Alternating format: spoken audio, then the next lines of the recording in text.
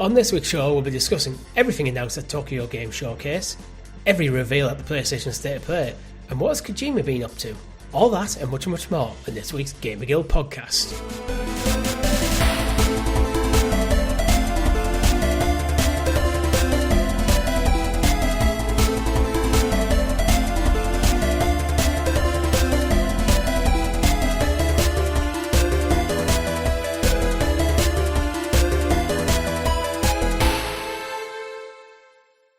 Good game, everyone. Welcome back to the GamerGuild Podcast, your weekly show where we round up all the week's video game stories and news for your listening or viewing pleasure right here on youtube.com/GamerGuildTV and up there in the digital cloud on your podcast preference of choice. Your podcast players for this week are none other than myself, at RichieC89, and my co-host, the Arcane Rogue, Mr. Chris. How are you doing?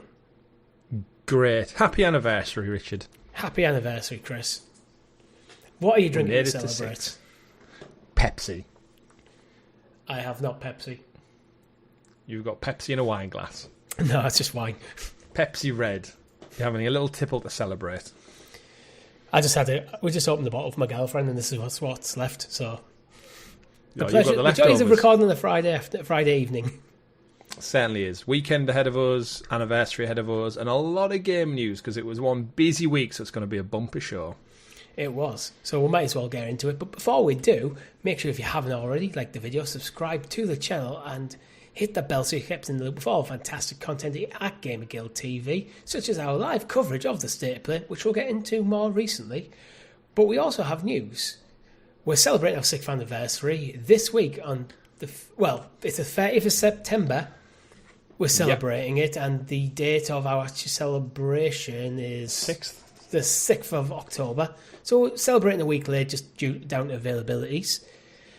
Full plans haven't been established yet, but we will be doing this podcast live and probably some gameplay stuff. So head over to Discord to tell us what you want to see from us to celebrate 6 years of GamerGuildTV. 6 years, Richie. I know we'll talk about it on the show, but yeah, we'll do the podcast live, so we'd love you all to join us next Sunday. And yeah, we'll do a game stream afterwards. We maybe do a chat with you folks. I know in the years gone by we've done like just a casual chit chat. We've had a couple of drinks and just kind of reminisced and reflected on our Stadia time, our cloud gaming time, and then the success of the GamerGuild podcast and the growth of the channel, and our wonderful guild heroes, of course. So we do hope you stop by. We're looking forward to it. We might have a little game or two. I think last year we ranked all the video game consoles throughout history. We found some absolutely cracking weird ones out there. That video is available now if you want to go check that out. So we might have another ranking game to play perhaps as well. But really looking forward to it. And conveniently, we've got a great merchandise sale up on the channel as well for exclusively the 29th and the 30th. So our anniversary is on the 30th. But we've got a 2-day sale where there's 20% off everything to celebrate. And not only that, Richie, there is special new merch that's just gone up in time for the anniversary. I'm talking camouflage gear. If you've been enjoying Metal Gear Solid Delta recently, or you're looking forward to Call of Duty, get your ghillie suits on. Or you just want to get lost. Yeah, get lost. Get lost. Don't leave. Sports tops, really good, like new fabric and material, some thicker hoodies just in time for winter season, and some Santa hats. If you are planning that far ahead for Christmas already, go find yourself a Santa hat. And special edition Santa hat, Richie, there's a black and white one. If you're a Newcastle United fan, Bradford City fan, Notts County fan, or maybe you just want Santa to die, then get yourself a black and white Santa hat. Or that, yeah. Goth Santa's got to be a thing. You know what? This is probably the most comfortable hoodie I own. I would, without sounding too on the ball with it, this T-shirt is I think it's the premium T-shirt, I believe, but the material, it's no Fruit of the Loom shit. It's like genuine, good, stretchy, fitted, breathable fabric. Loads of colour ranges available. Some crazy colours, some general ones. Our general theme is black and white because the logo works really well on black ones. But as you can see, Richie's gone for blue. I've gone for olive green on our outfits. And go check it out. Go pick yourself up a gift or a loved one a gift for Christmas. There's plenty out there. It's perfect time to buy yourself something to celebrate our 6th year anniversary. Mm-hmm. But as I said, we covered the State of Play in this week's live stream. But Chris, what have you been playing? Oh, what haven't I been playing? Lots of things, of course. I'd rather go with what you have been playing because the list is a lot longer. Yeah, I've been purchasing some more games as part of my retro hunt. You know, I get that kind of bug every now and again to go in. Yeah. Now, there's been a bit of a plot twist in my story from last week. Now, if you recall, I ordered and got Final Fantasy on the PlayStation 1, if you remember. Was it 8 or 9? Yeah, so I held it up to camera, and you went, oh, it's Final Fantasy 8. And if anyone goes back and watches the video, you'll see me go, oh, right, yeah. I thought I'd purchase 7. Because that's the famed one, right? That's the one that everyone loves. So I was like, that'll be more of a collector's item in the years to come. So I want it as part of my collection. Thought, oh, well, but the front covers of the two of them are practically identical, bar that extra Roman numeral on the end. So I guess I thought, oh well, my bad, never mind. And then I was going through my eBay listing. I wouldn't worry, Chris. Final Fantasy 8 is rated 9 out of 10 on IGN. I'll keep it, I'll guess. I haven't played it myself yet. I was going through my listings. I did order Final Fantasy 7, and the guy selling it sent me the wrong one. Oh. He sent me 8 by accident. I'm guessing he was selling both. He reached out to me this week and said, I've just found 7 in a box. I think I sent you the wrong one. And I kind of had this double take, checked the order, and yeah, the order aligned up with the 7, and I hadn't ordered it. So in amongst all the confusion, we've agreed at a discounted rate to send out the 7. So I'll have 7 by the end of the week as originally ordered. So I wasn't going crazy, but there was that moment when you went, oh, you've gone for 8. And I kind of had to do a double take and go, yeah, I guess I had, thinking to myself, as if I've got Roman numerals. We don't live in those times anymore, but it is cool to have them on. So yeah, I'll have them both. They're there. In and amongst some of the things now you just need about 9 to finish off the PlayStation trilogy. The PlayStation trilogy, I certainly all of them do. Rated in the high 80s, low 90s on Metacritic. That's not a bad one to have. A decent trilogy of games. Absolutely. And I also picked up this week, because I feared it might go up as well, is Final Fantasy Tactics on PSP. Oh, okay. Which is the War of the Lions. I know we covered it on last week's show with the reviews of the Evil East Chronicles. Evil East Chronicles, yeah. Picked that up for £10 on eBay for the PSP. And as I was alluding to last week, the new one, apparently it cuts a lot of stuff out from the PSP version, which is seen as the more definitive version. Which is probably what will push the price up. Yeah, which I thought, are these people on eBay, because it's such an old piece of tech on an irrelevant piece of hardware that nobody uses anymore. But then with the new game launching this week, everyone might go, oh shit, this game's amazing. And the kind of collector rate goes up. Remember when I picked up Okami on the PS2, mega cheap as well, and like that week they announced the remake of Okami, and it was like, oh shit. So I was like, trying to get that right time in the second-hand market's critical. So I've been playing the game of retro shopping this past week, and a little bit of FIFA. Said I went back to that, so I've just been doing chipping away, and a bit more Lego Voyages with my wife, which we're really enjoying. But she keeps falling asleep, so it's hard to get through it in one sitting when you look over and the little Lego blocks is jumping off a cliff constantly, and you glance to your side and go, you've been flat out cold for 5 minutes, snoring away, slowly meandering away through the level, and I'm cracking on with puzzles. But yeah, great game. Lego Voyages can't shout its praises enough. And obviously Ghosts of Yotei this week, so not only do we get an anniversary, we get one of the potential biggest games of the year, and I'm looking forward to it. Cannot wait. Me either. What have you been playing? I give up Metal Gear Solid. Oh no, honestly, after we were talking last week, I just didn't want to go back to it to play through that for that trophy. One trophy is screw me out of platinum, but it's a horrible trophy. So I've just been playing Pokemon Shield in the interim. Okay. Any particular reason? Just needed something to kill a bit of time. That's it, really. And it's one of them games I can easily just... If I don't finish it, I don't care that much. I can just drop out. And I could always go in like 6 months' time. I don't like doing this with most games, but with something like a Pokemon, I can just go... Open up, go, what was I doing? Oh yeah, that's what I was doing. That's my Pokemon team. Off we go. No bother. Yeah, that's what I do with Donkey Kong Bonanza. When I have like half an hour, 20 minutes, I just go in, smash some shit up, monkey around for a bit, and then drop out. And it's not really any storyline. He doesn't really talk, so I don't feel like there's no trophies. So I've got no real attachment to... Yeah, it's just like my drop-in, drop-out portable game. But Nintendo have always been great for that. Yeah, that's what I thought. Pokemon Shield, I've only played through it once when it first came out. Give it another go. I'm currently 6 badges in, and my team's around about level 50. So I'm pretty happy with the progress I've made in less than a week. Nice. As an aside to that, any further on Pokemon Blue for our audience members out there? No. No. No, just no. I haven't. Your cartridge battery will die before you finish that game. It won't because I'm playing on an emulator. Yeah, I don't know why I went down that route. I think it's because I've been retro shopping. Yeah, because I've been to retro shopping. You see a lot of Game Boy stuff that says replacement cartridge, replacement battery. Sorry. Yeah, I don't know if I could bring myself to opening one up to actually dare to replace it. It's just a watch battery. You have to. Is it? Yeah, that's all they are. It's as simple as that. Wow. Yeah, I think it's like, if you remember the Game Boy games had like two little weird like little metal studs on the back. Yeah. You just need a special screwdriver to open them up and just pop a watch battery in. Huh. Well, that's all they are. As an interesting aside to an aside, I had someone fix my windows this week, and a lot of new build houses, for anyone that's got one, they have like, the emergency windows where instead of having a key slot, it's a button. So you can, it's never locked, and in case of a fire, you can always get out. Seems really practical, makes sense. Kids don't set on fire and die in houses. I just found out those little green buttons on those doors, you can pop the button off and there's just a keyhole underneath it. 10 years I've been living in houses with these emergency special exits, and it's not as special as it seems. It's just a little green cover. It's just someone's designed a little thing to stick over the top of it. Just a little green plug that makes it look like a button, and I've been naively going, oh, we've got all these modern windows. No, you don't. You've been lied to, everyone out there, about Pokemon and Windows. My house has keys, but you walk around my house and all the keys are still in the windows, probably from the day they were put there by the builders. Yeah, no one locks the windows. Yeah, because the Macs. You can't open them from the outside anyway. So anyway, smash them. Don't if break. You really want to get in.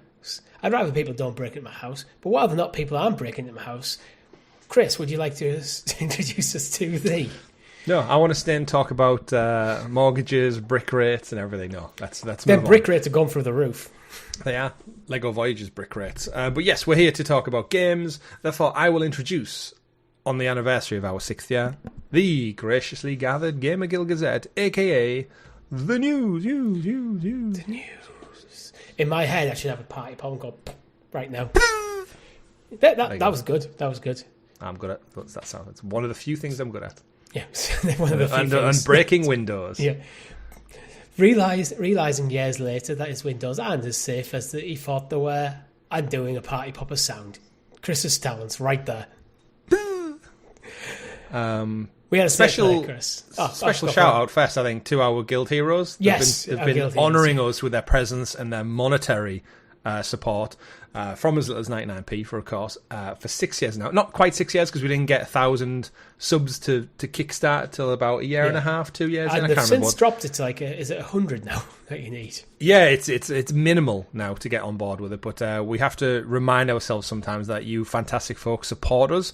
I know everyone who watches along and everyone who listens on dirty freeloader channels out there, you still support us in some way, shape or form. We do this as a hobby. We're not here to make money. We do this on the side of our jobs and our busy lives, and the fact that you show up every week to listen, to watch our streams, to chat, to be in our Discord, we can't really say thank you enough for it. So it keeps us coming back every single week, because I think we're at that point where we kind of do it for them as well now, because I feel like I would let them down if we missed a week or we didn't show up or we sacked the whole thing off, because we've become good friends. We hear stories of people saying if an episode, for whatever reason, the podcast services are being a bit fickle. Mm-hmm. Someone goes on the Monday morning for the day they're commuting to work and the GamerGuild podcast isn't there. I was like, oh, damn it. Yeah, it upsets your routine, right? Yeah. I've had it with many things that I watch, when it's especially if American podcasts and they have a bank holiday, Labor Day, Thanksgiving, and they're like, oh, we won't have a show this week. And I kind of look at my YouTube page and go, I feel a little sad now. I should be watching my regularly scheduled programming. But we should say recently we did also pass 750,000 views on the channel. And 2,500 subs. Yeah, we did. That was another milestone, actually. Yeah, 2.5k. So stuff your 100 views to get subs. We're on 2.5k. Sitting pretty, thanks to all of our wonderful supporters. So thank you once again from the bottom of our heart. Even you dirty freeloader listening on free podcast feeds out there. Go subscribe. But thank you. Let's get into the news. PlayStation had a state of play, Chris. Where would you like to start with this? Would you want to see overall impressions first? Because we actually covered this one live for the first time in a while. We did, yeah. It's one that I think, as I've digested it and reflect on it a little bit, I think we maybe at the end of the stream came across a little bit too harshly, and I think that was buffered by, we expected Wolverine to be there because of like rumors and leaks. We knew Saros was going to be there because they'd announced it ahead of time. And then everything in the middle maybe wasn't to our taste, aside from, of course, the fantastic Dynasty Warriors 3 remake. Yeah. And I feel like it was just missing something that I wasn't expecting. Like, there wasn't many pops of a surprise. And we did touch on that it was a lot of stuff that none of it looks bad. It just it wasn't stuff that we are personally interested in. Yeah. But there was no, like, big wow. Like, even stuff that we wouldn't be interested in, I think, if it was, like, first party or... I don't know. I feel like it had a lull in the middle that started to feel like the middle of one of Jeff Keighley's 3-hour things. And for a 35-odd-minute presentation, that's because Crimson it should have been tighter. Yeah, it should have been tighter. They could have even dropped like a Ghost of Yotei thing in the middle of it just to pad it out with like AAA awesome looking stuff. But I guess just chronologically worked. It wasn't that long, so they kicked it off with Saros, which I think looks fantastic. Saros looks amazing, absolutely looks stunning. Saros is the follow-up to Returnal from Housemarque. Yeah, it's basically Returnal 2 for all intents and purposes. Different setting. Yeah, different it takes place in the same universe. Does it? It is confirmed to be in the same universe, yeah. So out there somewhere, there's the Returnal person, don't know her name, sorry, running loops. Yeah, it's a 3D roguelike, which is what Returnal did so well, and what people loved. So if you love that kind of gameplay loop, where you enter the dungeon, explore a bit, eventually get your ass kicked, die, come back, everything's reset or changed, and you go again and again and again until you get better and you upgrade your stuff. You'll have that same sort of loop. So I feel like Saros is one of them. If you are into your 3D roguelikes, you're going to absolutely love. I'm expecting high numbers on this when it comes to review time. Yeah, I think so as well. I mean, Returnal was well praised, although it's not for us. I think it was a very big surprise hit, and it was Housemarque stepping out of their comfort zone of like your arcade games into the real world of like third-person AAA quality production. And Saros seems to be they learnt a lot from Returnal. They've said many times in their community feeds and the forums that they've took on everything on board about like difficulty spikes and such, and theming and storytelling, what their audience wanted to see more of. And it's set to come out on March the 20th next year, so we got a date. Looks gorgeous, plays great. Yeah, we're basically got 5 minutes of gameplay, and it does look, as a third-person shooter, slick. Yeah, there's some like nice traversal mechanics, like a dodge, like kind of phase movement, shields to block enemy like incoming attacks and like reflect them. And I'm sure there's a whole host of abilities that they don't want to touch on and like press stuff because they want players to discover it for themselves. Yeah, they showed off a lot of the cool abilities, like the shield absorbs. You basically recharge some of your weapons using the shield. So I guess part of the tactics is it's okay to get hit as long as your shield's up and you're absorbing it, and you can use that. I think they called it like Eclipse power or power from the.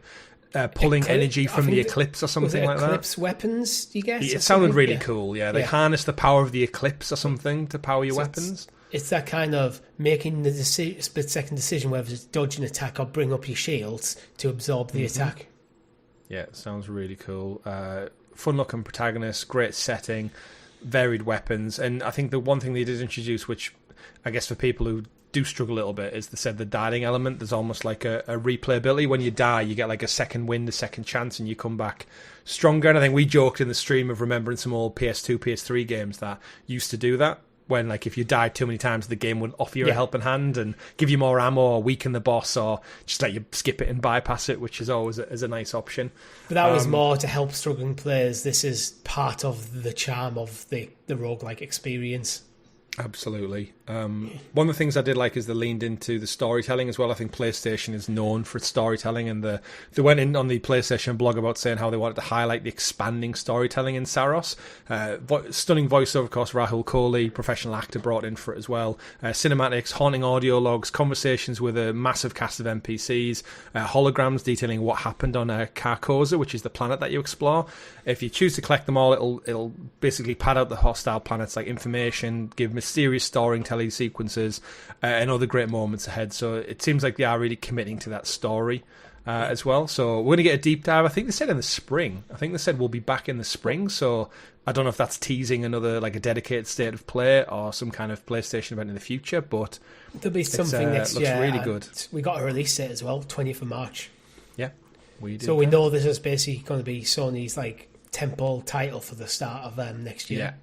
And I'd be tempted to almost go check out Returnal because I think it was on PlayStation Plus. It might still be at some point. I'm sure between now and Saros coming out, it will certainly drop onto it. It's probably worthwhile going to check that out to see if you actually like that style.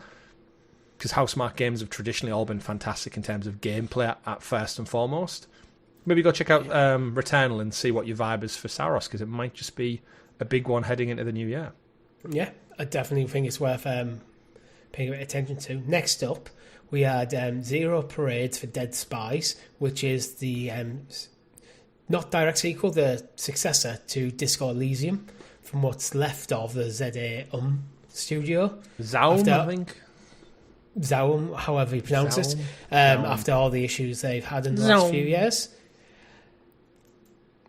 Yeah, it's again, it's one of them I never got around to Disco Elysium. A few folks in our chat when we were streaming this live said that the story's phenomenal and I would definitely love it. I know it came under loads of criticism and controversy around, I can't remember what it was now. I think it was just some of the people who work there, developers, like maybe backed Russia or something during the whole Ukraine pop-off. I can't really remember. I can't remember. Some political controversy, but yeah, they've all left now. So the people who I guess are representing the studio, as you mentioned, are still there, but again, keeping all that aside from it, Disco Elysium won loads of awards, loads of plaudits. They seem to be continuing that style with a little bit more of a twist to it. But yeah, it's described as an espionage RPG in which players must meet acquaintances across various people at the end of history.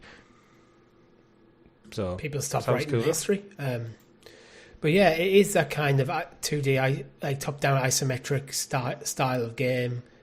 Like throw back to like the old school, like things like Baldur's Gate in terms of the presentation. That's what gives different style of combat, and obviously very, very different setting. It looks to be like an almost perfect Portal game. Yeah. Oh, absolutely. Yeah. But yeah, I'm expecting another one where I'll be expecting like good reviews when it comes to review season for this game. Yeah, unless the journalists get on the political plinth and start and specifically say due to the history. Sometimes like stuff gets marked down because of the game and not the studio. Yeah, I'd probably see decent things. Yeah, I'm assuming because of how well Disco Elysium was revered that you're going to get the same quality of polish in your storytelling. Yeah, and that's what these style of games are basically about, aren't they? Yeah, I can't remember what game we read some reviews from in the last year that like in the review it actively said about like was it Hogwarts Legacy, all that controversy, maybe last year, when people scored it down because of the J.K. Rowling thing, and it was like, aside from the IP, it's got nothing to do with her. But I don't want to get down that rabbit hole. It's like if you didn't want to play, I always took it down as like if you didn't want to play the game because of her involvement, don't play the game. But if you're going to review the game, review the game. Yeah, yeah. Flight Sim finally is coming to PS5. That is Flight Sim 2024, yeah. It's so odd putting they could have just called it Flight Simulator like Legacy Edition or something. Like they should have really done anything in their power to just maybe drop the 2024, because this is going to come out in December. Literally 3 weeks from 2026. So I know sports games generally put like the year ahead of the season. So like FIFA or FC 26 is about to come out, so the majority of the game's time in the public will be in the back end of the 2026 campaign. But yeah, it's a choice. It's still the newest Flight. It's not a sports game in that sense where it's following a season. You can almost forgive things like EA with EAFC releasing new one with every football season. Mm-hmm. It's called Flight Sim 2024 because it came out in 2024, and it is the newest one. So this is the newest Flight Simulator. Absolutely, and it's finally come over PlayStation. And good stuff.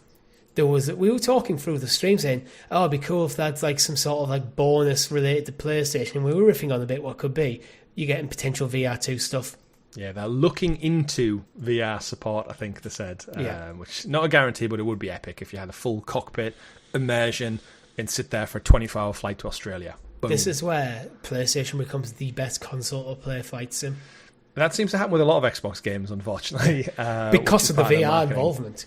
Yeah, absolutely. And the Pro is more powerful than the X. So, yeah, shoot themselves in the foot, I guess, in a way. As an aside to this, because it's not actually in our doc, but were you talking about like annualization of games? I saw a trailer this week for FC26, because it comes out. I think it's actually available now to anyone who bought the £100 deluxe edition. Us schmucks have to wait till the 29th. This schmucky is, as Do you I want said, some digital cards and have it a week early? Yeah. So the trailer I saw was for the Icons mode, which I guess in FUT campaign mode, whatever it's called, you get like Zidane and Cantona and Rooney and players of the past, Beckham and stuff in all their glory. And I thought to myself, you know what FIFA should do, or EA I should say, not FIFA, is, yes, they have their annualised one, their annuals fans fine. Remember when they used to do spin-offs like FIFA Street, the World Cup, the Euro games? Give me a game called FC Legacy every 10 years. And what I want to do is go into it, pick a year from the 30 years of the Premier League, the history of La Liga, Bundesliga, everything like that.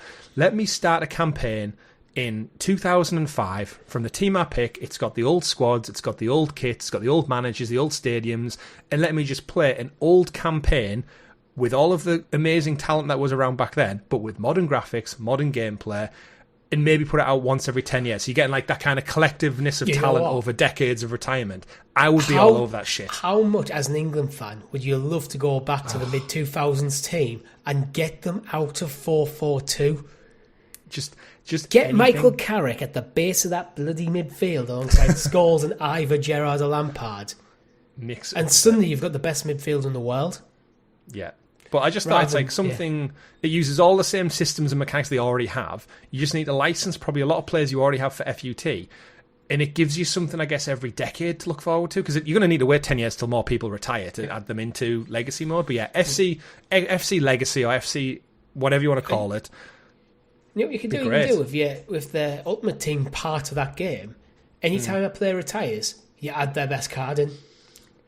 Yeah. From like So, like, I think Busquets just retired from FC Miami today. Stick him in. Just go and go. Like, he's like a celebration. Social media, Busquets just been added into the team. You can now pick him for your Spain 2012 team. You can add him to your Barcelona squad when you've got Ronaldinho and everyone playing together, and Busquets is just a young lad. Like, there's just so much, I think, dynamic fun you could have with it. But I just think you've got the old kits, some old stadiums that no longer exist anymore, some absolute memories. And I think if you've got FC fans who, yes, they buy the game every year, they'd probably buy this every couple of years as well, just to get that old sense of like if I dig FIFA 5 out on my PS2 from back here, I would look at those squads, those teams and those sponsors and be like, God, what a time, what an era. So yeah, there's something there. Copyright GamerGuildTV.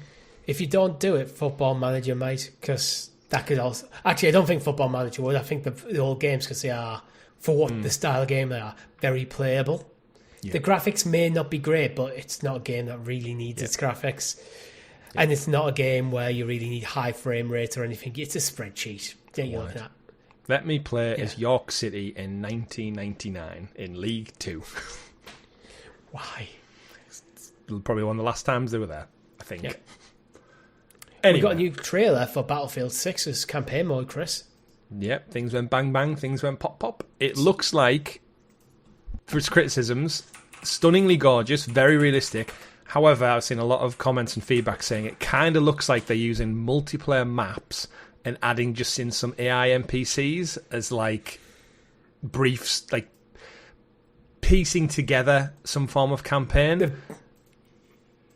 It's like possibly, go across a map, because the maps are huge in Battlefield, aren't they? So you could fit a campaign narrative down a certain street, a certain way, a certain objective, add a couple of enemies in for you to kill along the way to make it feel like a story. It could be the other way around, where they've took the single-player campaign and kind of like plotted out your route through the map. Yeah, absolutely. And for the multiplayer, drew a square around it and filled in the gaps. Absolutely. So I don't necessarily think that should be a bad thing. No, not at all. I mean, a campaign is extensively just a map with a brief story. As long as they've got cutscenes and they've got some fun action. Like the Battlefield 1 campaign is one of the best campaigns in video games, so I trust them. I just need to see a little bit more. Cool if you've played through the campaign and you're just playing around the multiplayer, you run down the street 10 o'clock and go, oh, this is where that happened in the campaign. Yeah, I mean, that's what you traditionally did do, right? Call of Duty, like Nuketown and stuff came from the missions. But it's getting loads of hype again. I think Battlefield 6 has got the wind in its sails this year. Very interested to see how Call of Duty do. We know Call of Duty will win, but it'll be interesting to see Battlefield after a bit of a vacancy. 2042 died a death.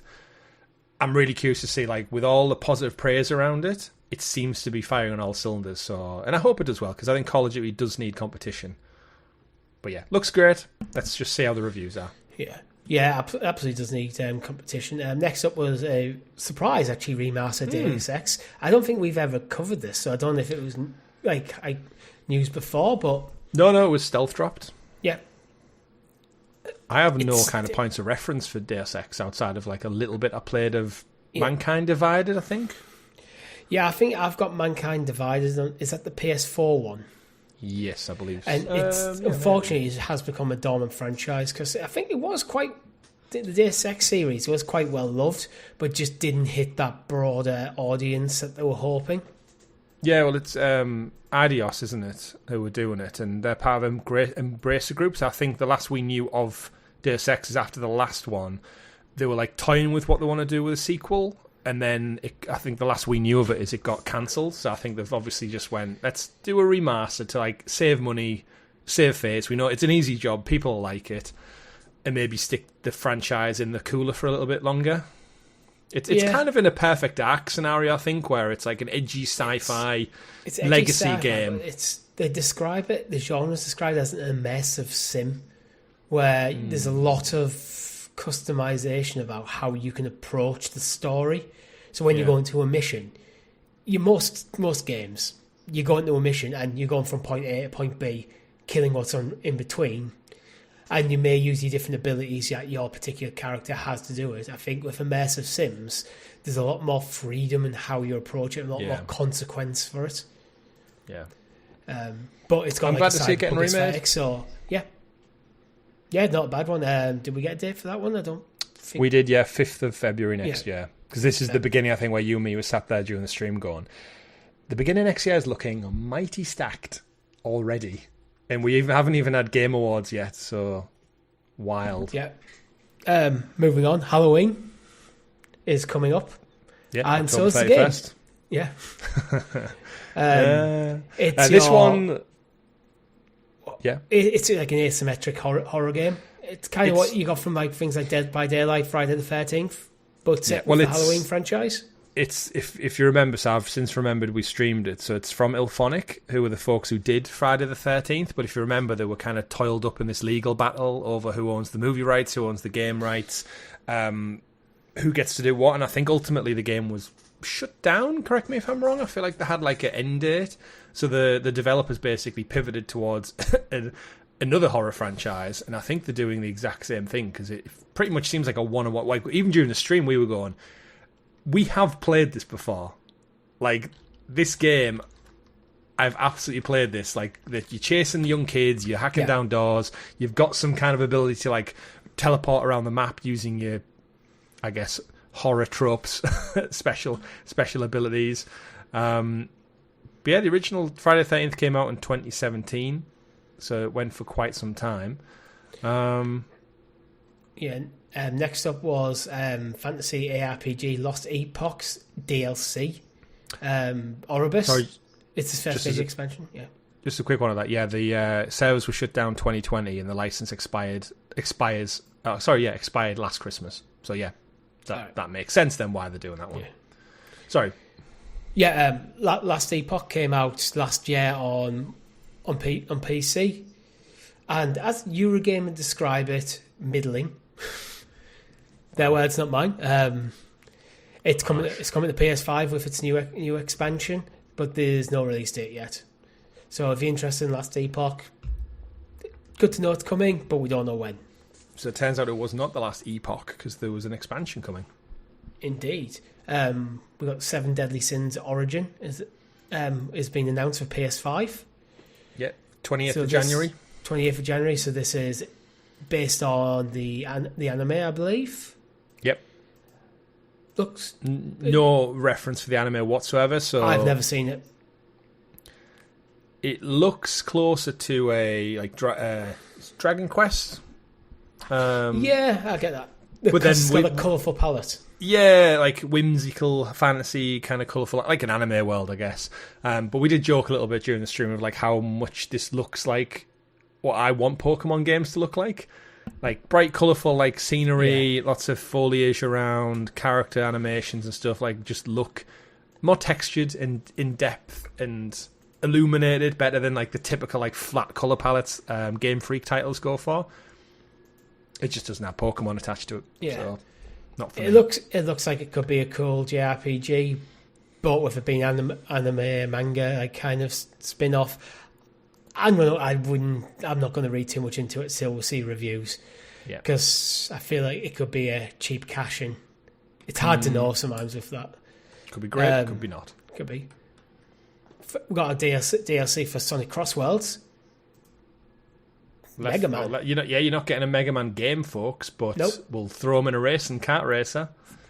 Which is it early to announce the first DLC for Sonic Cross Worlds? I mean, the game's out, so I guess it's just it's coming on 25th of September. Yes, the DLC is coming 25th of September, and basically you're getting Mega Man.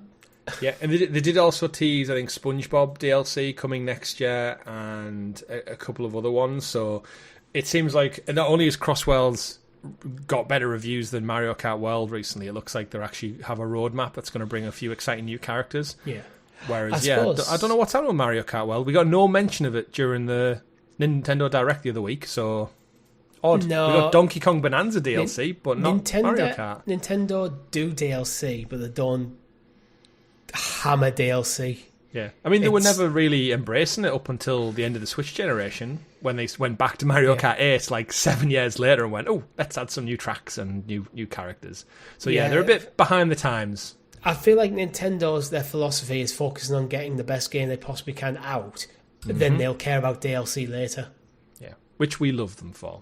Yeah. Next up, we had Neo 3, which we knew was coming. It leaked slightly ahead of the event, unfortunately. But yes, coming to PlayStation 5, 6th of February next year. Again, StackNet, so if you're into your Team Ninja style, I was going to say Metroidvania, not Metroidvania, Soulsborne style games, then Neo 3 is one of the OGs, isn't it? It kickstarted things off before it was cool. Looks great. It'll play, no doubt, like an absolute bitch. And you'll get more of that Neo story that you people who are looking for punishment enjoy. Yeah, this is one very much to my eye. It looks like more Neo. So next one for you is one definitely for you, Chris. Dynasty Warriors 3 is getting a remaster. I'm gonna go get it. He's gonna go get it, guys. Not the remaster version, the main version.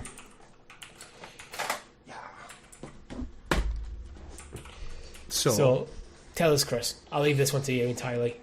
So when we were watching this along, the music kicked in, the footage kicked in, and my brain was trying to hone in on which one it was. And then I had the music, and I said to you, turn the music up, because it's one of the best theme tunes in video game history, and that is, if you go YouTube it yourself, folks, Dynasty Warriors 3. It won't be there in the edit. Intro video. It won't be there in the edit, no. I'll give you a rendition. It goes, new, new, new, new, new, new, new, new, new, new. You'll know what I mean. I'm not going to do the full thing. Maybe I'll sing it to you at the end of the episode. Dynasty Warriors 3. There it is in all its PlayStation 2 glory. From 2001, the Omega Force hack and slasher, where players tear their way through thousands of strong armies, somewhere in the Three Kingdoms era of ancient China. Me and my brother absolutely adore this game, and so out of left field. Did not see this coming. You know, when I said that there was things that hit this presentation we expected. Did not expect this to return. Like, not 2, not the first one. We're going to do 3, which is probably because it was one of the most revered games of the PlayStation 2 era. And it's a Musou game. I have a lot of love for it. I know most of my Chinese history from the Dynasty Warriors franchise, if not all. Audio listeners, you need to go look at the video version of this just to see that box. Oh, it's a proper PS2 box. It's even got a memory card slot. Look at the back. Because they expected you to have a separate memory card for every game. Absolutely. For those who don't know, it's a Musou game. It does follow the Three Kingdoms era of ancient China. So, like, basically the emperor passed away. All the warring factions kind of wanted to vie for rulership over China, and then there was 3 families who basically, some of them came together to kind of quash a few rebellions, but then ultimately when the rebellions were all quashed, they went, kind of want to rule the place. One of them's more about peace, one of them's more about dominance. Kind of just like you get in modern day politics, except for these people go to absolute war with each other. Hundreds and hundreds of enemies on screen, a really fun campaign mode. And this one was so good because they added in, for the Fest in the series, they dove a little bit more over to the Indian side of China, so you got elephants to ride. Instead, and it added a whole new dynamic. You know, in Lord of the Rings, when the horses are kicking ass, and then the Olifants show up, and they're like, shit. This just changed the entire layout of the battlefield. It does. It absolutely does. But yeah, 20 intense stages, 40 playable warriors, 2 player v player co-op modes, control bodyguards in this one, so you could have your own little squad going on. Music's great, players are great, voice acting's fantastic. It's probably my favourite one of the series. But if it does well, hopefully we'll get Dynasty Warriors 4, Dynasty Warriors 5, 6 and 7, onwards and upwards. You can't have enough Dynasty Warriors in your life. Or as maybe I used to call go it, back and remake 1 and 2. Maybe. I mean, it does call it the complete edition, but it's a PS2 game, so it never got any DLC, so I don't know if that means it comes with, if you recall, they do spin-offs every other year, where they used to bring out Dynasty Warriors Extreme Legends. Maybe there's a PC version or something. Oh. Well, I think it might be Extreme Legends, which is kind of like a standalone expansion, so it might be that one, but they've not. I don't think they've confirmed it yet. But yeah, can't wait. It's on my list. On the 19th of March, I'll have my brother around, we'll have some beers, and we'll play some classic, or as we called it, Dynasty Warriors. For 20-odd years, we called it Dynasty Warriors. Apparently it's not. So yeah. But yeah, looks great. Can't wait. My game of the show. Yeah. Next up, really? All right. No, it was yeah, I was going to say. Next up, we've got a release here for Code Vein 2. We've talked about that recently, so I'm not going to dwell on it. 30th of January. Mm-hmm. Let It Die gets a sequel, which, to be honest, I thought it looked absolutely dreadful. Yeah, I did not know what they were doing with that one. Old Death Eyes or Death Skull or whatever it was called. It looks like a PS2 era gameplay with PS3 era graphics. I don't know. It just looked crap to me. There's nothing I looked about this game. It looks like they're trying to hit a bunch of trends at once and missing them all. It's even in the description, it's like it's the follow-up to the Let It Die 2016 hack and slash oddity. Combines melee action, roguelike elements, PvE as players take on the role of raiders exploring the depths of hell. Doesn't really look like, I mean, it is a version There's of an hell, extraction it looks like element because Fortnite. you've got to get the extraction and shooter stuff in. Skins and shit. Yeah, it's not our taste. But no. We move on. Chronoscript, The Endless End, was one where I think we criticised the presentation of the game slightly, because although the art style is cool, undoubtedly, yeah, I think we both felt from what we saw in the trailer, the characters sometimes blending into the background too much for what is a 2D side-scroller Metroidvania with a lot of stuff on. Cool premise. An editor holed up in a remote manor is bitten by a mosquito and cast into the pages of a manuscript. Chronoscript, it does look like we said it looks like a Pentiment meets the Plucky Squire. Yeah. Like you're jumping in and out of pages of a story, you're fighting creatures, but a couple of artistic choices which benefit the game, but then at the same time makes the combat look a little bit visually hard to process. At one point, it looks like there's a boss fight, and the boss has got like a red aura around it, and the boss kind of pops from the background. Your character does have a white aura, but it's not as pronounced as I think it needs to. And when there's some of the scenes that you see in the trailer where there's lots of stuff going on, I found myself watching the trailer and losing track of the character.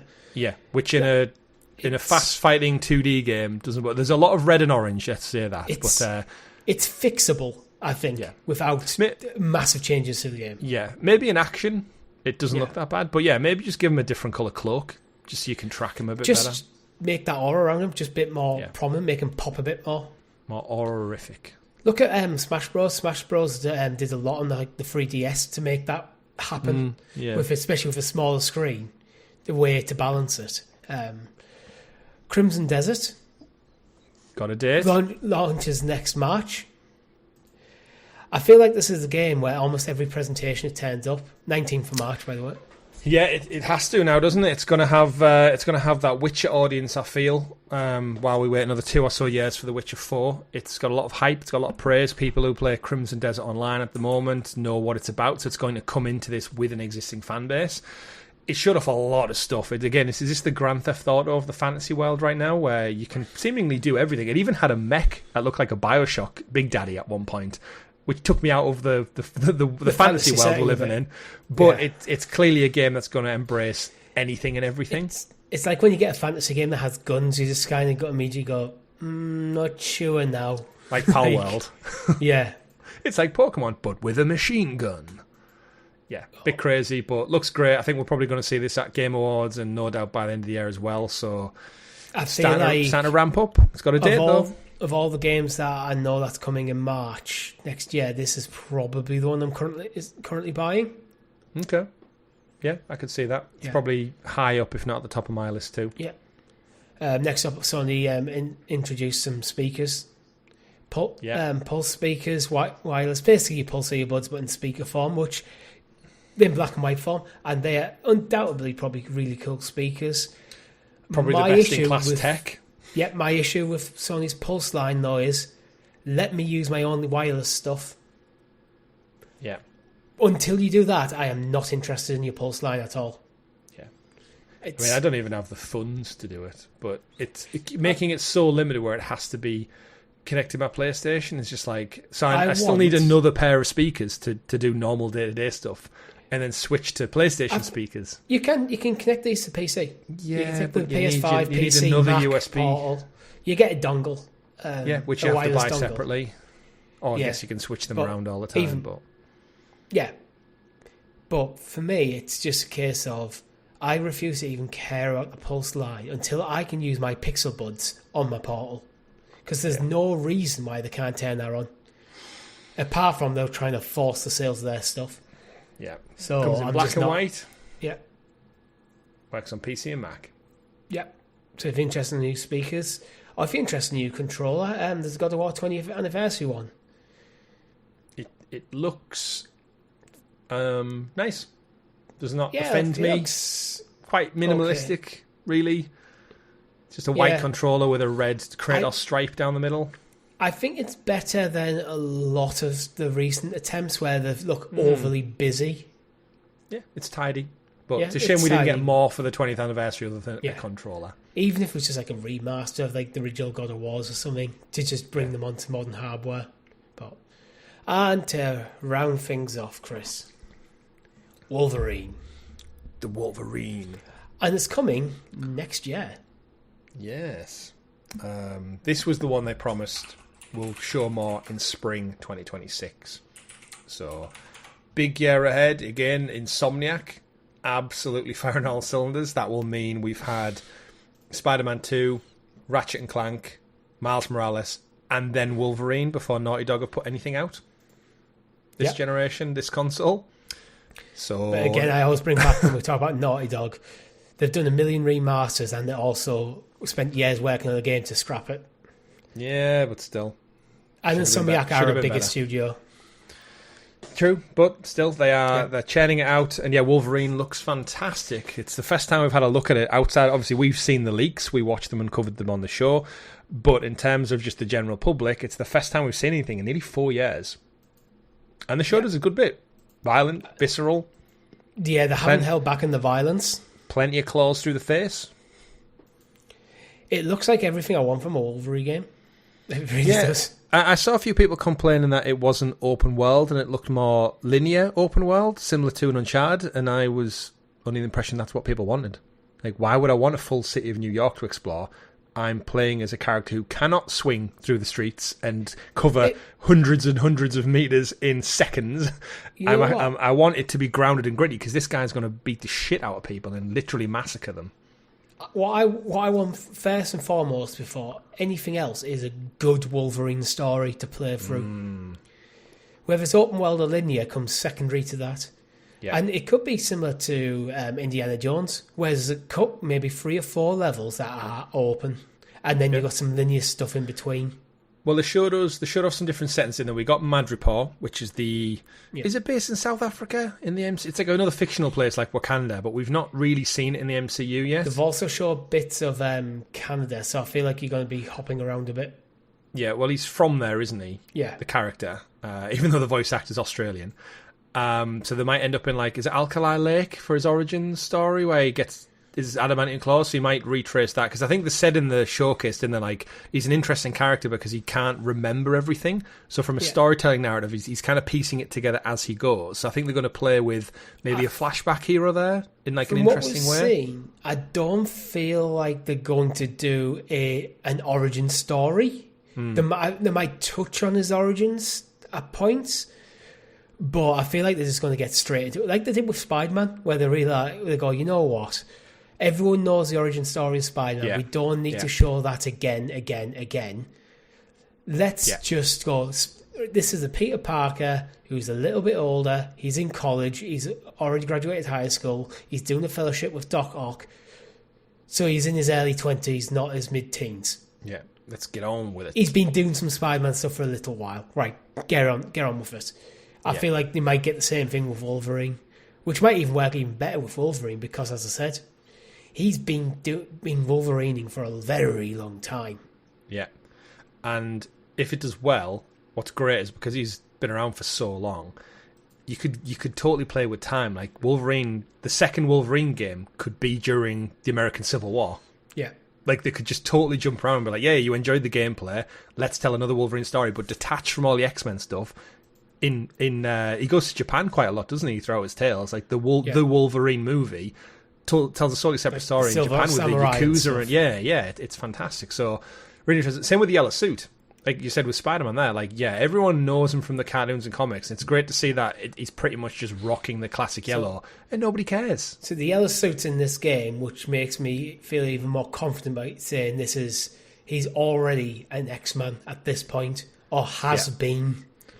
Well, they tease like cameos. We saw Mystique in it. We saw Omega Red, who I still have no idea who the hell that guy is. He looks like Doc Ock meets Colossus kind of guy. But did you know who Mr. Negative was before you played Spider-Man? No, I didn't. So it's a good point. I do hope we get to see maybe like the expansion or something. It's like, because we know from the leaks, Insomniac are leaning towards this game, then a Venom game, and then an X-Man game in like 2029 onwards. So I think the cliffhanger of this game might be maybe a cameo here or two. But it looks gorgeous. Can't wait. I fully trust Insomniac. They've not missed a beat pretty much ever. If you think between the games they put out. I feel like we're going to get a cameo, probably in post-credits, that maybe sets up the next Spider-Man game. Or Venom game, potentially. You could just end with Wolverine meeting Venom and be like, what the hell are you, bub? And I've got a feeling this might be set in a period of time where he's left the X-Mansion and ends up back there at the end. Seeking some help, otherwise. Yeah. But, again... He does that occasionally, doesn't he? I fully trust Insomniac. If you just look back, Spyro the Dragon, Ratchet and Clank, Resistance, Spider-Man. Shout out to Sunset Overdrive, that Xbox exclusive, which I'm still waiting to jump ship. I think you and me will love Sunset Overdrive. I just need it on my PlayStation, really, where I can like give it a fresh coat of paint, relaunch it, probably sell more copies on PlayStation than you ever did on Xbox One. And I trust them. They've not made a bad game in their history. Maybe Disruptor, the first game, was a bit dated, but you can't look back 30 years and blame them. Yeah, it's very few studios you can look at the first game and go, that holds up today. Maybe Nintendo, Sega with Sonic 1 still holds up a bit. But especially when you get into early 3D games, that tend that very much drop off in quality before it picks back up. Yeah, it's that jump. But we're getting a new Spyro game rumoured. We had a Ratchet and Clank game this generation. We had another Ratchet and Clank game before we had another Last of Us game. Just remember that. I know I keep poking fun at Naughty Dog, but just remember that. So yeah, love Insomniac. Can't wait for Wolverine. Get them claws out. Let's do some hack and slashing.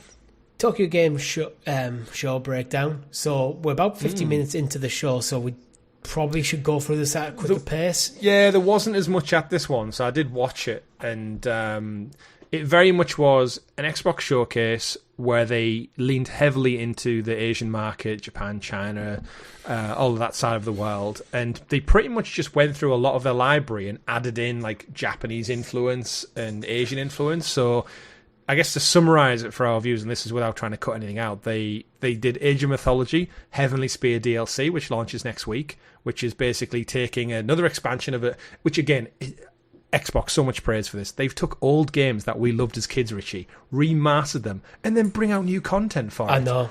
It's so good. They've realised with the way the Xbox platform is, they can do that. Yeah. And like, praise where it's due. It works amazing. So yeah, Heavenly Spear takes place to Japan, where they're going to encounter Japanese gods, Japanese monsters, new powers, new story mode, 12 new missions in a campaign. Basically, but it's Age of Mythology. It's the Japan expansion for Age of Mythology. Yeah, which absolutely. is probably just cool as shit. Yeah, I mean, you're talking like cherry blossom trees, the Japanese style like pagoda buildings. I wonder what like the gods and abilities are going to be. Oh, they're gonna have like massive like oni guards and stuff. I don't think the trailer shows any of the god powers. They do show the big oni guards, but which are probably like an advanced unit. But the god powers you get, like, I need to play some Age of Mythology. Yeah, absolutely, looks great. Yeah. Black Ops 7 talked about Japanese set multiplayer maps. So again, you're in Tokyo 2035. There's a crash train, some set pieces at the Cat Cafe, karaoke bar. It's just Call of Duty, but with a Japanese map. So again, this is what they were here for, really, is to announce one or two things and I guess stroke the ego kissing of Japan's ass in the best way you possibly could do it. Yeah. Fallout 76 devs came up with a camp revamp as their kind of like feature piece, where they're basically saying there's thanks to Japanese players embracing the update, you're going to get some more additional add-ons and stuff that's been found that's been Japanese themed. Great. Yeah. The revamping the building mechanics, seemingly. I'm thanking the Japanese fans for embracing the greater Fallout 76 community.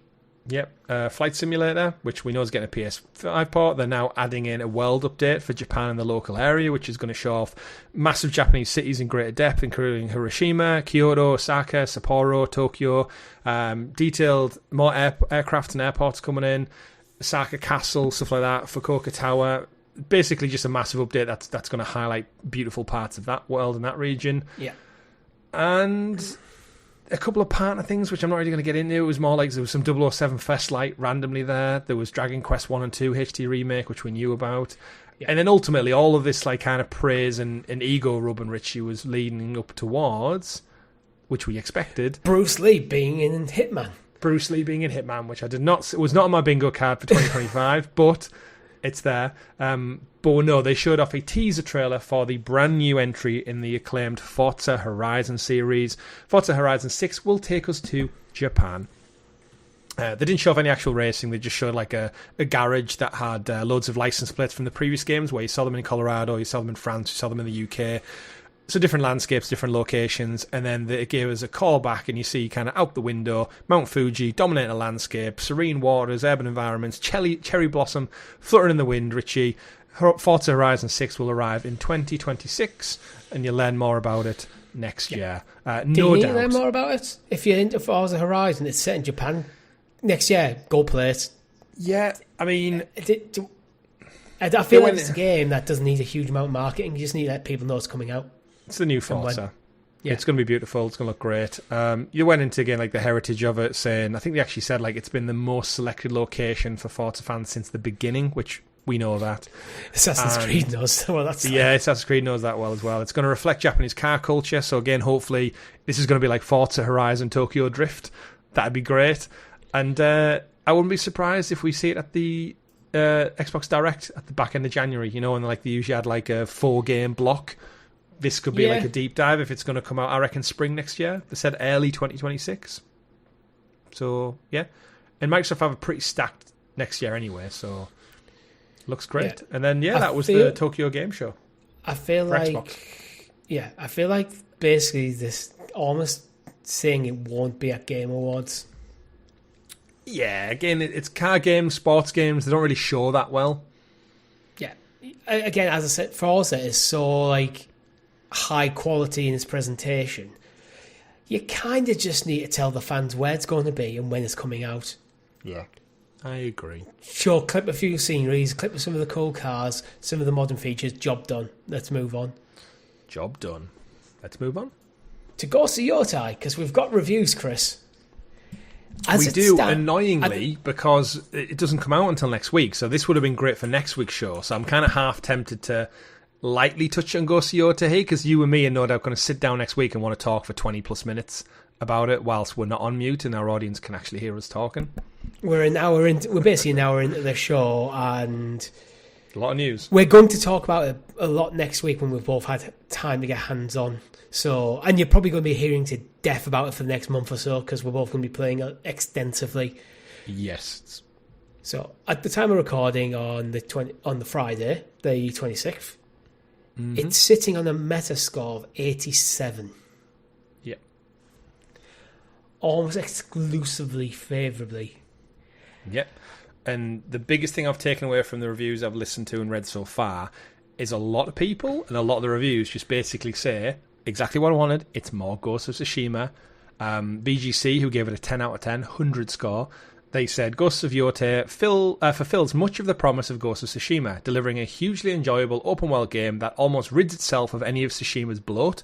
Pacing issues and somewhat underdeveloped villains aside, Yotei improves on the original game in every department and delivers a best-in-class visuals and music. So it's more Ghost of Tsushima, but better, like streamlined.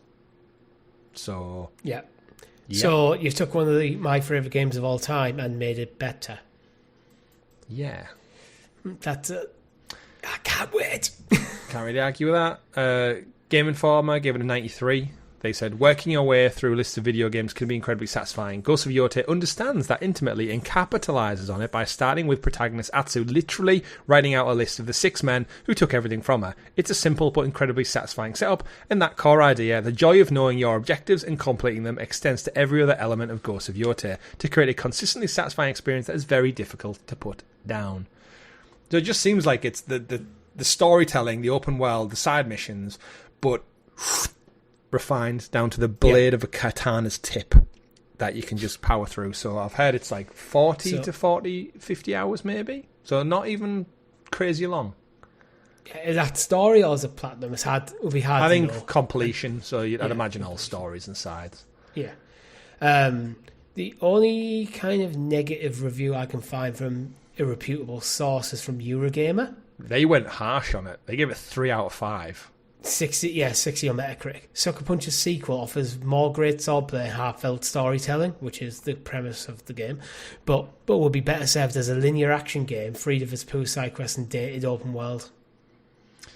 Yeah, I've seen reviewer Chris Tapsell getting a lot of shit online for this, saying, so open world games aren't cool anymore if they're not like Elden Ring style open world games. Like, making this linear would make no sense because that's not what Tsushima was. Like, imagine if you went into Yotei and they were like, oh, it's now all of a sudden corridors and locked-in locations. I'm a big fan of linear games and games not being big for the sake of big and not doing the Assassin's Creed thing where they make this huge map and fill it with bland content. Yeah. But from every other review I've read of Ghost of Yotei, that's not what they've done. They've condensed it, streamlined it, but kept it open. Because open world games aren't bad.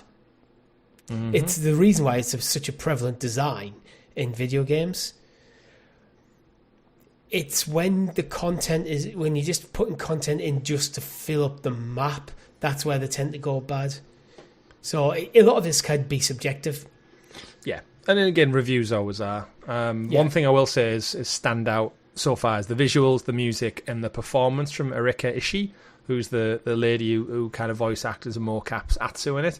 Apparently her performance is outstanding. So I expect her to be in the Game Awards for like best performance and stuff. So yeah, game's great. It's going to sell, no doubt, millions and millions, and you'll get our, I guess, deeper thoughts on next week's live show.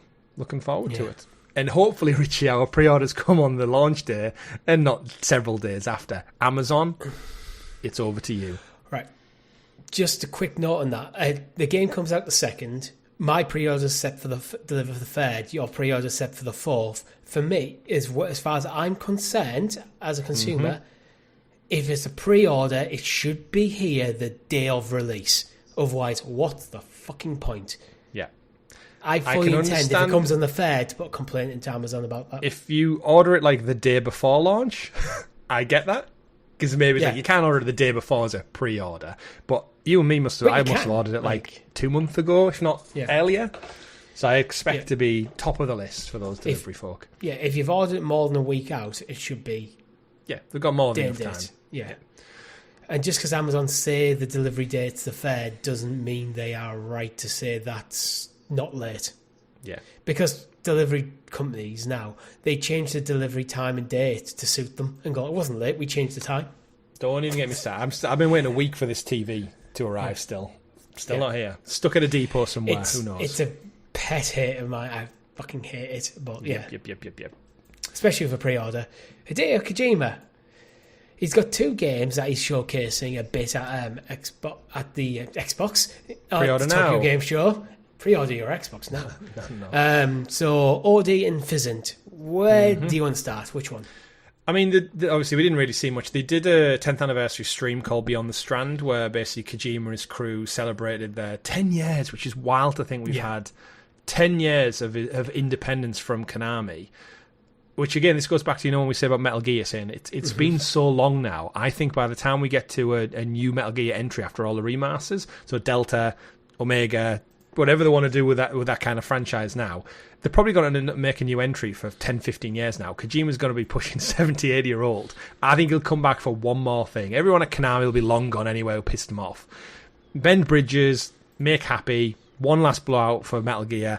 Because quite frankly, what we saw of Physint was pretty much just the cover art, but the description of it looks like we're getting the spiritual successor from Kojima of Metal Gear. Which is why I don't think I'll ever go back to Konami. They might do it from like a burnt your bridges thing. I don't know. I feel like he doesn't need it. He's got his own. If Physint comes out and is what he wants it to be and sells how he wants it to sell, what does he need Konami for at that point? But it's that thing. It's like it's still his baby, isn't it? And it's like you can make spiritual successes, but it's never going to be Snake and Metal Gear. So we'll see. But that aside, Physint, all we really saw was some artwork, some font, some lighting and stuff. It just looks like Metal Gear basically. This is going to be the PlayStation exclusive. This one. So we don't really know much about it. Its release date, you're probably looking at a window of 2029, 2030. Because he said it's a good couple of years away because he's got OD, he's got Death Stranding 2. There may be a Death Stranding 3 somewhere in there, possibly. But this is where I feel like, why has he even mentioned it at this point? If it's at least 5 years out, it feels like... I mean, look at how much he likes to show off of Death Stranding stuff before it came out. The guy's clearly full of ideas and he likes to show them off. Yeah. Even if it is 20-minute cutscenes of showing off. But yeah, I think it's a PlayStation exclusive. I think Physint is, and OD is an Xbox exclusive. Yeah, that's what my take on it was. I guess we'll wait more on that one. In terms of OD, though, we did see a lot more on that. This is the horror game. It's basically, this is going to be the successor to PT. It's Kojima going full-on horror, first person. The trailer shows a woman in an apartment building. It's raining outside. It's dark. It's gloomy. She lights some candles. There's baby noises in the background and shadowy, spooky things. The door behind it creaks open. You see a shadowy character come in, and then she's like the panic and fear in her eyes, and then he grabs her face, and everything cuts to black. It looks like PT, but obviously with 10 years of gestation and back and forth, and I think we have a new probably horror franchise. They did call it OD Knock, so I'm not sure if Knock is like a subtitle for the game now or just the trailer. I think throughout these anniversary stream he did confirm that OD is going to be an anthology game, so there might be a number of short stories within it. Right, so it might end up being like the Dark Pictures anthology where we get loads of interconnected little horror tales that might similar to PT. PT isn't long. Yeah, I feel like we haven't seen enough of OD to really understand. Well, we're talking Kojima. Modern Kojima's we haven't seen enough to understand what the game is. I still feel that about Death Stranding at this point. I still don't really understand the key hook behind that game. So I feel like with something like OD, I want to see something substantial in terms of gameplay. We will. But what he showed off, I think, has people excited again. Horror seems to be having a big renaissance at the moment, as I guess it always will. It'll never go away. Kojima's living his best life now. 10 years of a successful studio. Death Stranding 2 won will no doubt loads of awards. He's got 2 new things in the pipeline. He's living his best life. So yeah, looks interesting. Looks stunning as well, actually. But does. because wasn't Physint one of them where it's like it looks like he was getting interviewed at a press conference, and then it was kind of revealed that it was done in engine. Yeah, blew everyone away. Now, I have absolutely no faith the game will look anywhere close to that quality. Same with what we've seen of OD when you see like the characters like on screen. I feel like by the time that you got this running on hardware that you have in your living room, the quality is going to be significantly diminished. But it just goes to show you that the ability they have, it's just hard. It is largely just a hardware holding back. Although the time it would take is ridiculous. But. It's going to be interesting with this one because these are the first games that are done on Unreal. Because remember, they used Guerrilla's Decima engine that was kindly lent to them by PlayStation. So this is the first time they've put out anything that isn't done on Decima. So we might actually see like a drop off in quality because the Decima engine's fantastic, and they've had 10 years of playing around with that, and then they're now having to jump to a different engine. Albeit, I'm sure they're more than talented enough and they'll do it, but it'll be interesting to see like the teething issues and performance issues. From what I can tell, as someone who isn't a game developer, Unreal's a great engine, but is a bit of a jack of all trades engine. Yeah, where sometimes a bespoke engine done well is your best choice, but obviously then you have to develop the engine on top of the game. Yeah, well again, I'd probably had 10 years on the development cycle. Yeah. And that's how we get output that looks as good as Naughty Dog, Santa Monica, Insomniac, because it's all in-house. So interesting stuff. Indeed. Palworld is announced Palfarm, which is a farming sim similar to Poker, which we've only just talked about a few weeks ago.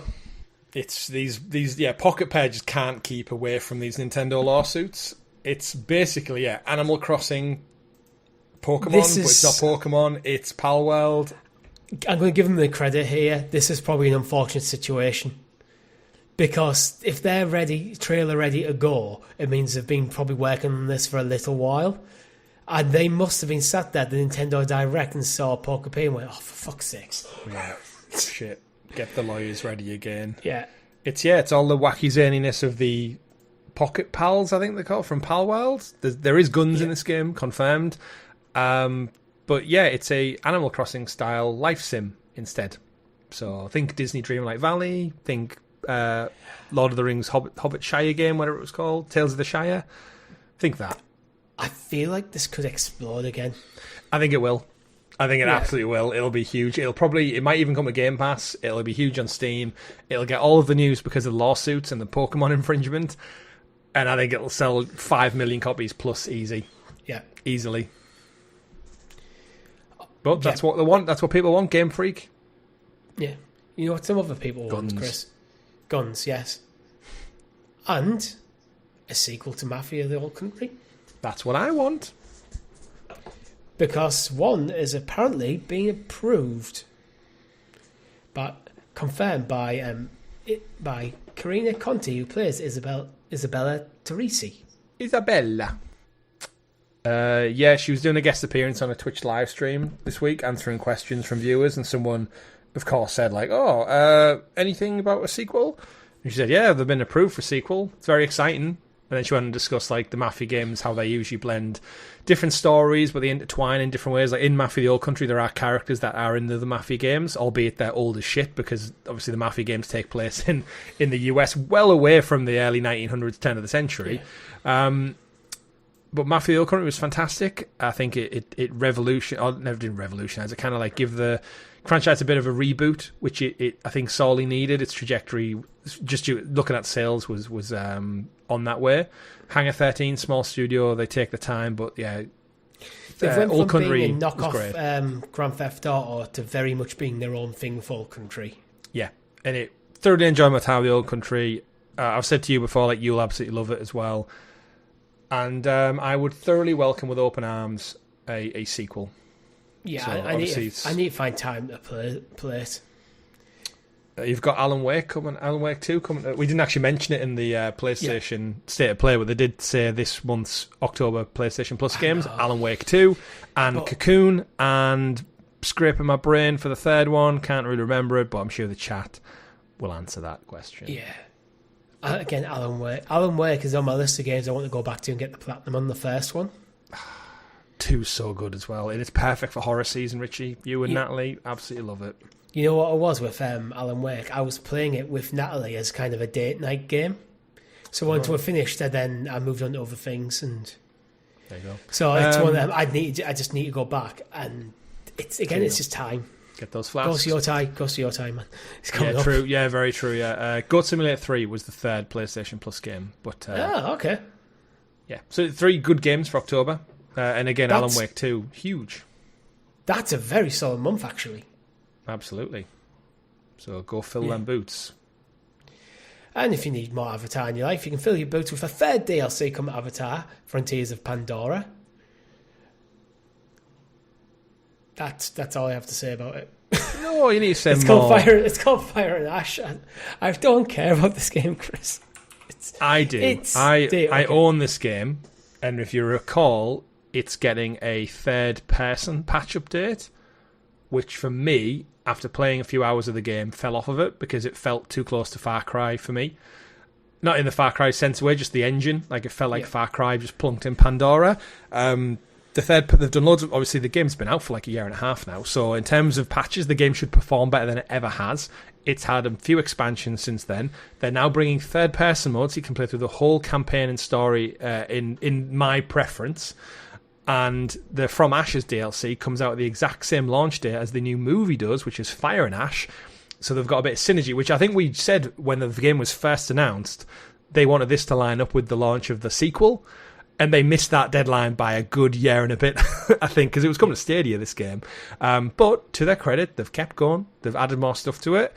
And in a weird way, this is almost going to be a relaunch for the game, where I think, for me personally, if I can find that pocket of time around the Christmas period, this could be my surprise hit. I'll probably go and watch the movie. I'll enjoy the movie. I'll have this little Avatar buzz that only ever lasts for a month or so. But I'll jump into the game, and I think this is probably one of the first games I've gone to nearly 2 years later. And I'll actually probably enjoy it for the betterment of that. Probably, yeah. I watched my girlfriend play the entire game in bits and pieces when I was sat playing other stuff, but it very much suffers from Ubisoft-itis, where when they've sat down to write the story of this game, they've got a really good story on paper. But by the time they've translated that to the game, it's so fragmented and lost between hours of miscellaneous nonsense that it's kind of semi-entertaining, just mindless stuff, that you lose track of what's going on, and you don't develop a sort of emotional connections to any of the characters, because you'll see someone, then it's 10 hours before you're doing another main story thing, because the game just is, it's too open for its own good. It doesn't have enough to drive you. The narrative doesn't drive you through the game. Completely agree with you. It is getting a new physical release, though, so I think it'll see a bump in sales. Yeah, no doubt, just like Star Wars Outlaws will. When Mandalorian Grogu comes out, it'll get another bump then. I feel like if I was to sit down and play a Ubisoft game now, I would have to force myself to just fully invest in the narrative and ignore everything that Ubisoft is putting in the way to stop me doing that. Yeah, and then go back and do all the side stuff later. Yeah, it's the way to do it. Got to be done. But it's just not how I typically play games. We mentioned HItman earlier, because Bruce Lee's coming, but it's getting the physical re-release out in October. Yeah, the world of Assassination is back in physical form. Only on PlayStation, oddly enough. But we've praised them for, I guess, their approach in the past, IO Interactive, that, the 3 Hitman games, they're all kind of the same, but they just iterate and they do more, and they've all been chunked together for arguably the best version Hitman's ever been. There's so much DLC, you've got so many cameos, I think, like Sean Bean in it. Remember, Mads Mikkelsen's in it as Lashif as part of a Bond crossover. Yeah. That's all now boxed all together as part of, I guess, the Ultimate Complete Edition. Why do I feel like there was a contract in his clause all the way back in Casino Royale where he had to do a Bond game, but then it never materialised? So when IO took over the head about this contract and went, come in, do a couple of days' work, and we'll let you out your contract. Yeah. Well, yeah, I mean, it might be one of them weird things that's just been like an unfulfilled element of his contract. Yeah. We had a blast playing Hitman. It's a great game, and I cannot wait for Bond, to be honest. That's my big hype game for the start of next year. Yeah. When is Bond weird. Actually? March 19th. March. Oh, damn it. Crimson Desert versus Bond. What a battle. Dun, dun, dun. I'm leaning towards Bond first, actually. Yeah, me too. Because it's probably a smaller game. Yeah, and it's been so long since we had a Bond game. It has. Bowser's retired, Chris. Oh, did Mario finally defeat him, bring him down? It's just hard work stealing princesses over and over again. Oh, no, Doug Bowser's retiring from Nintendo at the end of the year. Wow. Doug Bowser. They'll never find a replacement with a namesake as cool as that. I feel like he hasn't been present that long, considering how long Reggie Fils-Aimé was. Yeah. 2019, Reggie stepped down, so... Yeah. I mean, maybe just an old guy. He's probably already a multi-millionaire.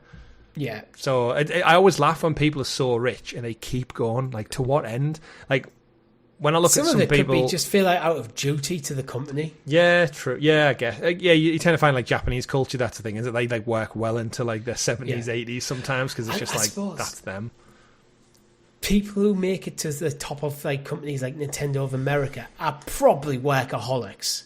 Yeah, or they probably just don't do that much anyway, because they're so important, people delegate everything. They've probably worked so many hours in the earlier career to get to that level. Yeah. And it's like, it might be difficult for them to retire. Yeah. Because even like Reggie Fils-Aimé, he's still working. He's just not... He's like a consultant, isn't he, with like just random tech companies now. That's like how a lot of people go once like CEOs of big companies like retire. They go into semi-retire where they'll just like sign consultancy contracts and stuff and go in for a few months work here and there. And still get more money than we get in an entire year. Yeah. But yeah, you know what? It's a good 13 years. It's a good time to leave. Nintendo Switch flying high. Get out while the he's seen the Switch 2 out the gate. It's doing well. Maybe it is, time to pass the baton on. Yeah. And I guess we should also mention that this will be a success. It's going to be Devon Pritchard, who's been in the industry 19 years, but she is the first female president of Nintendo. So shout out to Devon, and long may Nintendo's future success. Although Devon kind of expected something like Peaches or I don't know. Think of me another Nintendo. Like it could have been Zelda. Yeah, Devon Zelda. Like they should have changed their name ahead of the role appointment. Really. Yeah. What was better, Richie? Doug Bowser at Nintendo or Arsene Wenger at Arsenal? Doug Bowser at Nintendo. Yeah, I'll give you that one. Congratulations. Arsene Wenger is close in his name. Doug Bowser's just literally the name of the major villain from Nintendo. He definitely got some promotions in his career just because of his name solely. Yeah. Like, how do you go and go, how do we not give the job to Bowser? It's Bowser. Yeah. Anytime he does anything wrong around the office, he just stood and went, I'm Bowser, bitch. Yeah. There's a few people called Mario at Nintendo have had a few promotions as well. Talking about promotions, there's a new promotion regarding the Ghost franchise from PlayStation, where you can unlock special merchandise for purchase if you have specific trophies. Yeah. I'm coming at this two-prong thing. They're doing it for Ghosts of Tsushima, not Ghosts of Yotei.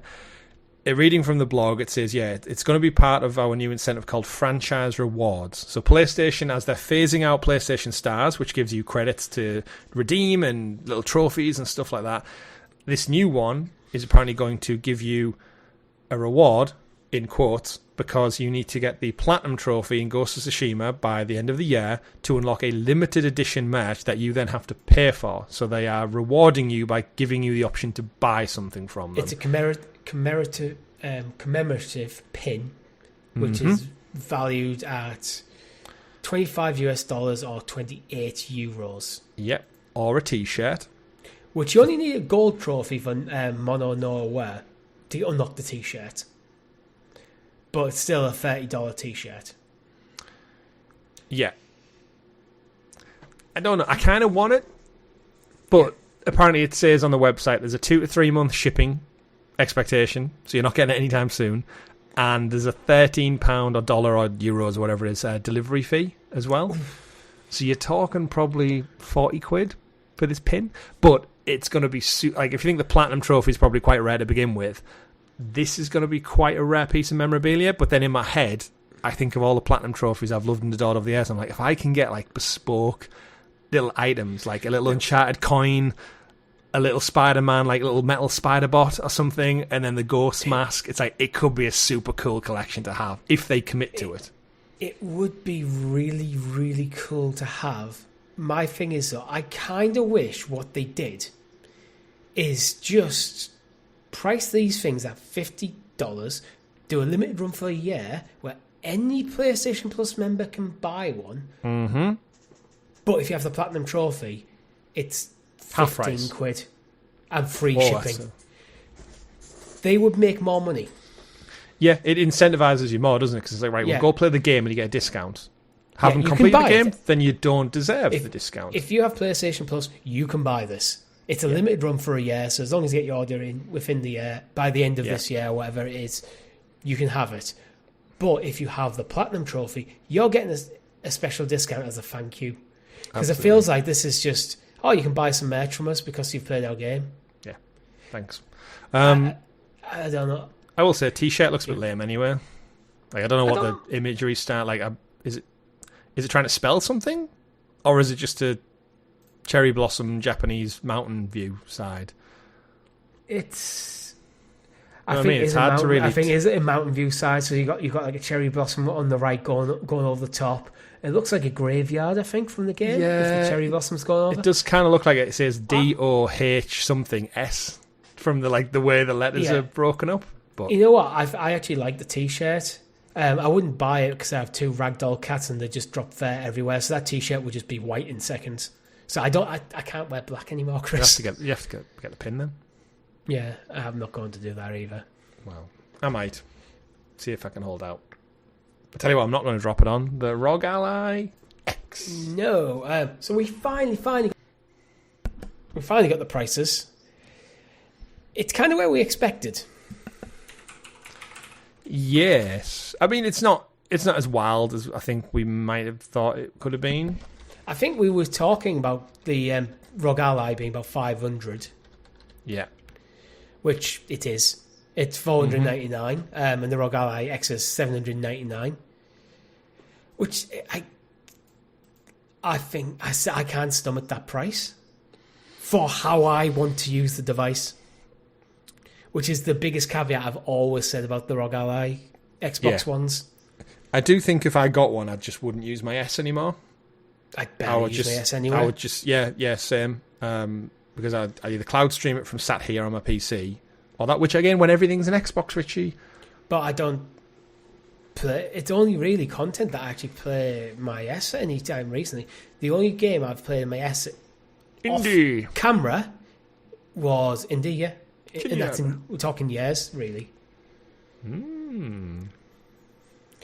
But part of that is my Switch pretty much almost exclusively playing on my Portal.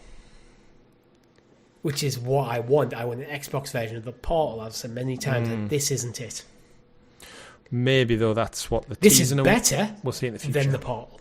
This is better than the Portal in terms of the specs. Yep. But it's also 300 quid, starting from 300 quid more expensive. Absolutely. Which I just can't afford it. And I don't want to pay that much money for a lot of features I don't want in it. Yeah, we should say the Xbox Ally X is the top tier one. It's 1 terabyte, 24 gig RAM. That's $799. The cheaper version, which I don't know why, if you're going to commit to one, you might as well just go all out, right? $499 for the 512 gig with only 16 It's a 300 gig quid RAM. difference between them, so I can understand that. Yeah, but I feel like if I push come to shove, I'd be like, right, because it's a handheld specifically, the form factor's the same. I feel like you might as well. But then again, I've said I regret not getting the X instead of the S originally first time round. But to compare it to its contemporaries, though, you've got the, which is so mad to say, the Series X console is $499. Yeah, with 1 terabyte. The Series S is $299. To give you some handheld comparisons, the Steam Deck OLED is $479 for the 512 model. So they're all coming in a little bit pricier. The terabyte Steam Deck OLED is £569, which means the X Ally is $799. But again, so the performance is like. Its specs probably outstrip it without checking. Oh, yeah, I would have thought so. But then if you're looking for a handheld, the Switch 2, brand new on the market, comes with Nintendo exclusives, $395. for standalone or $429 for the Mario bundle. So I feel like even at the cheapest Xbox Ally, yes, you're getting the cloud game and yes, you're getting Game Pass stuff. If you were looking for a handheld, it's really a coin toss, isn't it? Depending on where your gaming trends lie, because the Switch is so good. I think the pricing. I do think the pricing of these is wrong.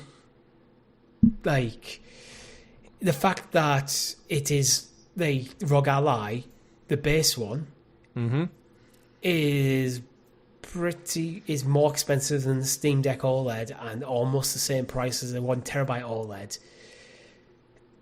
I don't know. I think I can't justify paying that much. I feel like they've got this. The T is wrong in this. I feel like they would have been better off doing a equivalent of the Portal, a cloud streamer, and maybe a 200 to 250, and then doing something that sits between the X and the Ally in about 500-600. Yeah, it's an interesting one. It's interesting them getting into the market, and I'm curious to see like how well it does. They've held off on announcing prices for quite some time. I just think it's baffling when you're thinking about if you want to play games, regardless of form factor, the fact that you can get a PS5 Slim digital for $329 at the moment. That seems nothing in comparison. Like a Slim digital, which bear in mind comes with a DualSense, which is another £60 included anyway. So actually, if you take that cost out, you're paying $270 for the console. Yeah, I'm not sure comparing directly to the console. They're very different use cases. But I do think that the Portal is a similar use case. Yes, it's a cloud streamer, and you do require a PlayStation to play it, where the ROG Ally you don't. So if I didn't have an Xbox at all, I'm looking at this through a slightly different lens. We're going, £500 and this is my Xbox. Yeah. I mean, you could pick up a PS5 Slim for $329, a Portal for $200. That's £530. You're only paying £30 more for an Xbox Ally. For the PlayStation bundle, but you're getting a full home console and a Portal, which will stream all your PlayStation games for £30 more.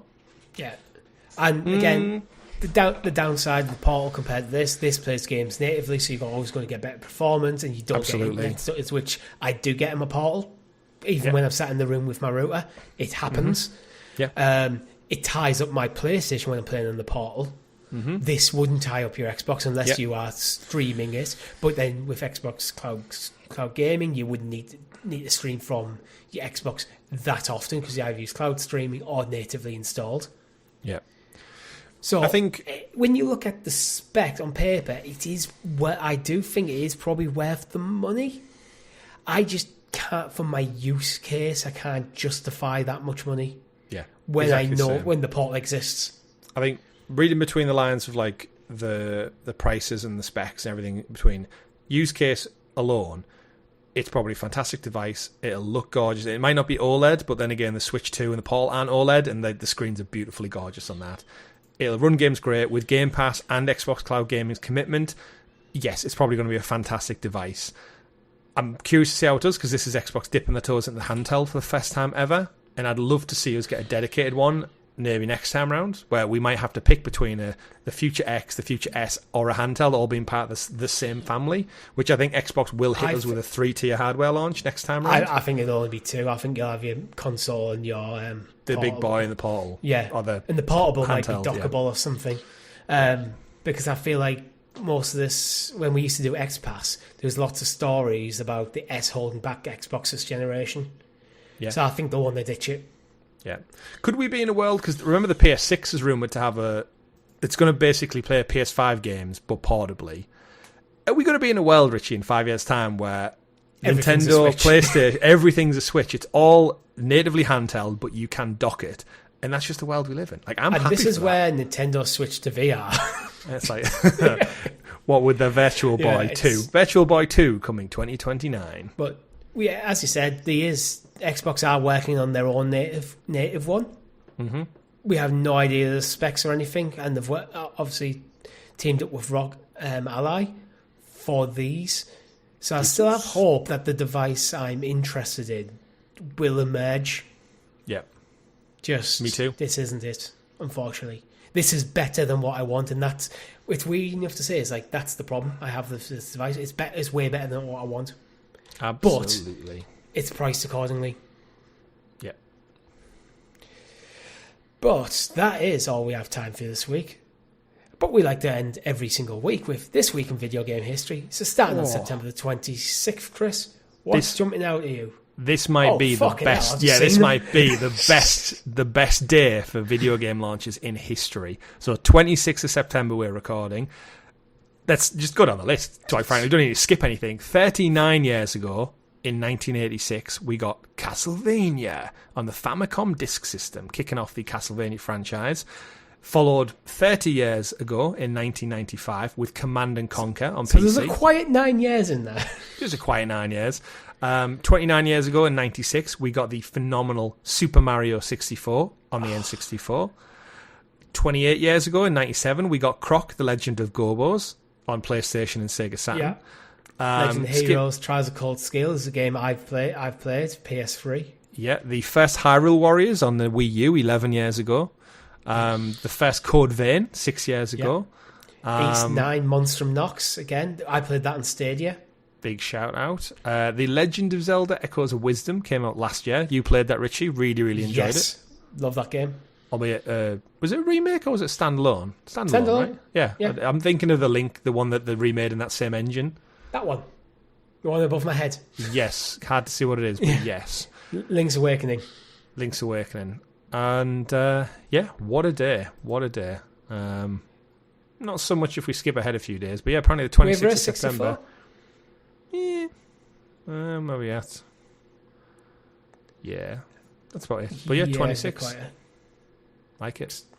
Me too. I'm just going to look quickly at the 28th. Oh, there's one. I'll pull one out. The 29th of September, 29 years ago, was the Nintendo 64 launch. Which I'm struggling to understand how Mario 64 launched before the console. Couldn't tell you. Maybe there was a dispatch. Maybe it was Royal Mail struggling, or maybe it was Amazon Prime struggling with the dispatches. But all things said and done, September pretty good for video games, and long may it continue. Yep, you're just saying that because it's your birthday month. It's the best month of the year to have a birthday. And it's also our channel's birthday month. So just a quick reminder before we get out. Streams coming up.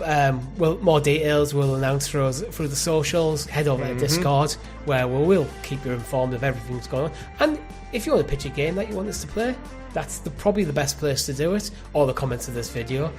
And while we're talking about that, make sure you like, subscribe, and hit that bell so keep in the loop. Everything you need, socials, etc. that I've mentioned are in the description. My name's been Richie. Don't forget that the 20% off at the store tomorrow, Tuesday. These hoodies really, Monday and really Tuesday. Comfy. Buy one. Go get them. Get 20% off everything. Yeah. He's for 6 years. We'll see you on the live stream. Yeah. GG everyone. Goodbye. Bye.